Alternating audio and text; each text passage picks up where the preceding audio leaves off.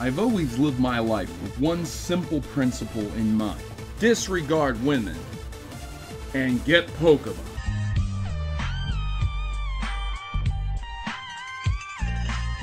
You see this jacket? Pokemon League Champion. You don't become a champion by going off with ladies and getting rid of your dreams.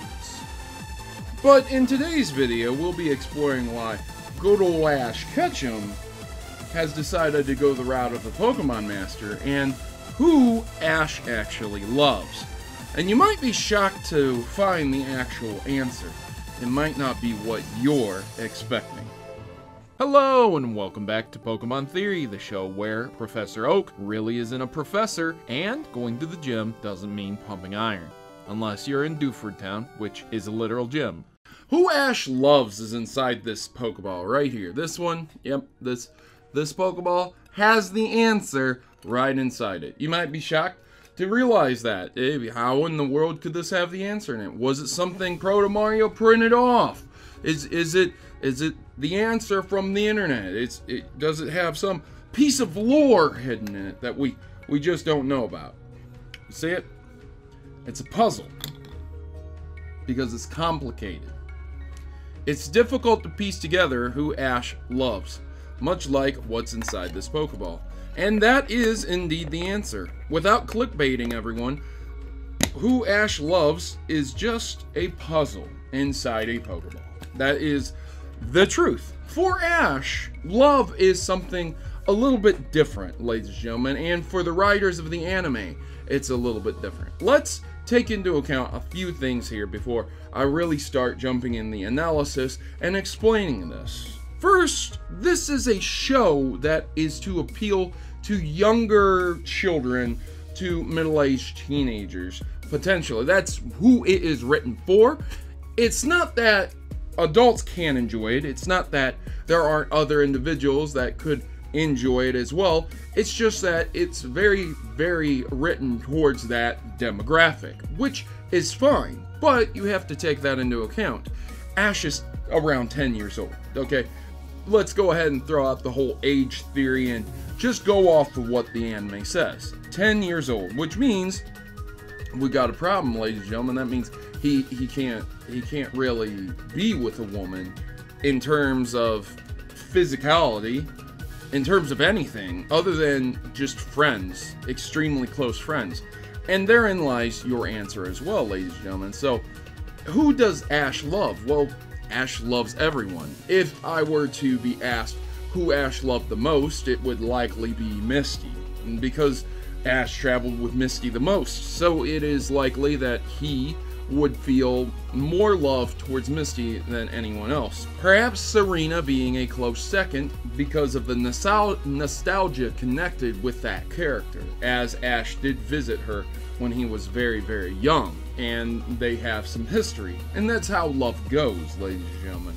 But for the rest of the characters, there's little to tie Ash together with them. I mean, Misty has time on her side, and Serena has nostalgia, and what does May, Dawn, or Iris have going for them? Not much. Ash met them in a specific region, traveled with them for that region, and that's the extent of their time that was spent together. They didn't go through as many challenges as Misty went through, traveling with Ash through 2 regions, among many other locations and the Orange Islands, and just side adventures as well. And then, you know, you have Serena with the nostalgia. So a lot of people relate Misty and Serena being the 2 potential loves of Ash. But here's the problem with that, ladies and gentlemen. Once again, he's 10 years old. So when people talk about love, they talk about marriage, children, things like that. 10-year-olds really don't do that. Not in the real world, let alone an anime world. I mean, I guess they could write it any which way they want, but from how Pokemon has been written, outside of the Kanto and Johto League series, every single region is a reboot, with new characters, with new exciting adventures and things like that. And this is due to the simple fact that the writers want to appeal to the specific demographic as a new entry. They do not want the older demographic to lose interest in the show and then to have to continue the show in a sequential series to which they lose a new audience because the new audience doesn't want to go back and watch the old episodes, and then the older audience has moved on. That's something that they don't want to do. And I understand that to a point. As you can see with the anime itself, it's not exactly sequential, but it kinda is. Ash has all his Pokemon from old adventures. They're rarely mentioned and rarely discussed. They do make cameos here and there. But more importantly, and more specifically, is the women that Ash adventures with. They are rarely mentioned, if at all. Misty made a cameo with Brock recently in the newest anime series, and well, the whole internet lost its mind. The Pokemon community lost its mind. It was super exciting. And you might be saying to yourself, well, why? And the simple answer to that is that Misty and Brock are rarely ever referenced in the Pokemon series that went forward. When Ash split away from Misty and Brock, that was it. And here we are with them reappearing in a newer episode, which led a lot of people to think, oh man, this is massive, this is super cool, but maybe something more will come of it. Well, nothing more came of it. It was just a cameo showing Mega Evolution versus the Z powers, and that's great, wonderful.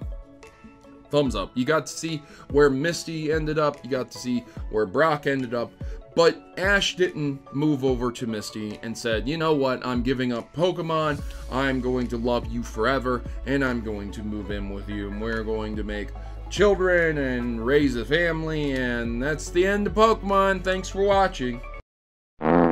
You have a very, very prominent anime that's very, very good at what it does. It garners a lot of views. It's popular. And to end it like that is just like, alright, you know, you're really killing the goose that lays the golden eggs, so to speak. So one final thing before I decide to sign out and end this video. Ladies and gentlemen, you have to understand that there is differences between the terminologies of love, infatuation, and attraction. So, to be in love with someone doesn't necessarily mean you need to be physically attracted to them or infatuated with them. You can love your parents, you can love your relatives, you can love someone else you just met. There's no questioning that.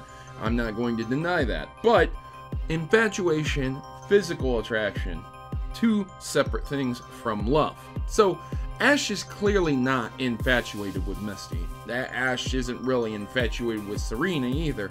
There's little attraction between the two either. There's no desire to make children. There's no desire to spend the rest of his life with these women. Ash has chosen the route of the Pokemon Master. And as complex and complicated as that gets, that's how the series is written, and that's how the series is going to continue to be written.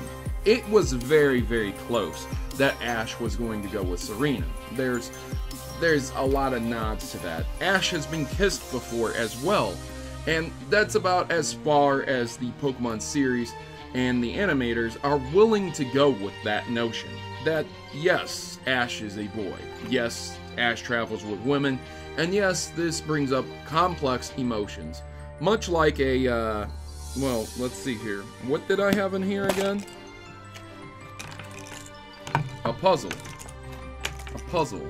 And that is exactly the emotions that Ash goes through in his journey. Much like the children demographic that are being written for, who are filled with complex emotions, going through trials and tribulations of their life, and they have to deal with the opposite gender as well. Most children being put in school have to deal with females on a daily basis, meaning that they too also have to make the decisions of either going and starting a family or pursuing their career and their objective in life.